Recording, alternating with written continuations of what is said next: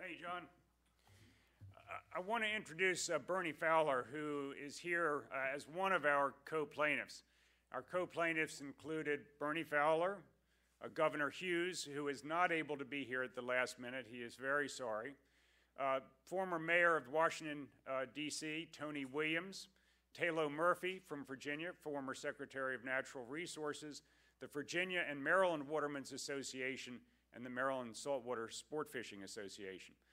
So, Bernie, would you come up and say a few words? We've been tremendously grateful for your support and determination over the years and throughout this process. Bernie Fowler.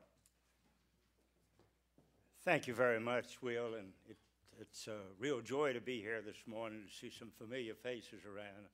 Look at Chuck Fox and Bob Percisepi, that we go back many years, and it's great to live in a nation where we have a natural resource, which I think is the greatest in the entire world, I really do. And yet we have a nation now that is coming together in a meaningful way. After 40 years of personal involvement on my part, I'm beginning to see the light at the end of the tunnel a little bit. And that makes me happy. 40 years ago, 40 years, if you recall in your biblical studies, that's how long it took Moses to lead the Israelites out of Egypt to the Promised Land. He didn't get to see the Promised Land. But I'm a little upbeat today. I was born in 1924. I won't tell you how old I am, but it gives me jubilance to know that there is a possibility now with good health techniques that I might just see an improvement in this wonderful Chesapeake Bay that we've all worked so hard for and we love so dear. I'm proud to have been a part of this, make no apologies whatsoever for the effort we've taken. It was necessary, and I think it's going to be successful. We are going to succeed. There is no alternative to that. And in my final remark here, I just want to remind you of our motto that I borrowed from a great statesman of yesteryears. Never give up. Never, never, never give up. And we don't intend to. Thank you all very much.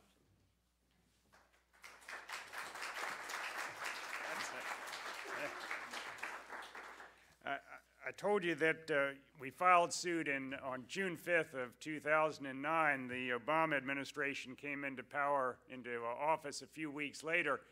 And just 2 days after the inauguration, Lisa Jackson took over as the head of EPA.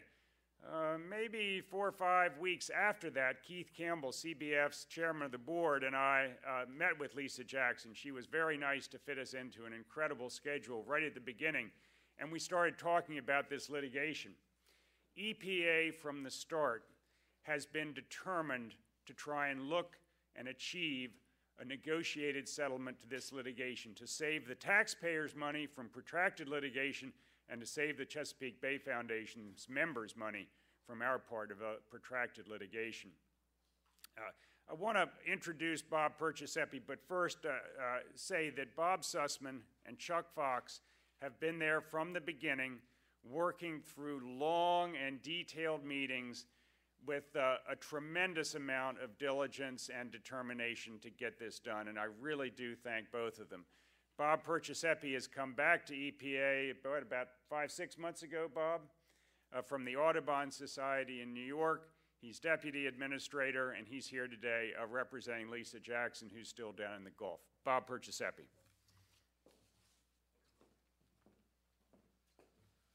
Well, thank you all. Thank you all for being here today. This is indeed a momentous occasion for us, and we've all worked, as you've already heard, quite extensively, very hard to achieve these agreements. Will, I'd be remiss if not thanking you for your tireless and CBF's tireless efforts on behalf of the Bay. It's a well-known fact, and you guys have been really there for the Bay for so many years, and we really greatly appreciate it. Bernie, you taught me the emotional connection of the people of Maryland to the Chesapeake Bay, and I'm forever in your debt for that, because when I was here in Maryland as Secretary of the Environment, that really helped me in my own job when I worked on behalf of the Bay at that time. I think it's important to note that having this settlement, and I think you've heard enough about the details of it already, so I just want to say it makes so much sense when this administration shares the goals that everybody here has for protecting the Bay, that we settle this and move on to actually implementation. That's the key point, is moving on to getting this work done. And it started again early in the Obama administration when the President himself issued an executive order to all the federal agencies saying, I want you to come together on a more robust plan to deal with all the issues that have been lagging in the Chesapeake Bay.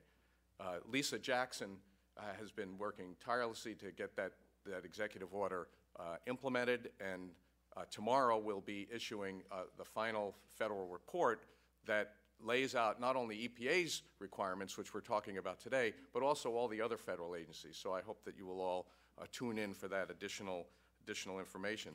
But today's announcement really is an extension of that commitment of the Obama administration and Lisa Jackson. We know we do not want to be in conflict over this. We share the goals. We want to come to agreement. We want to create the structure and the responsibility and the commitments to get the work done.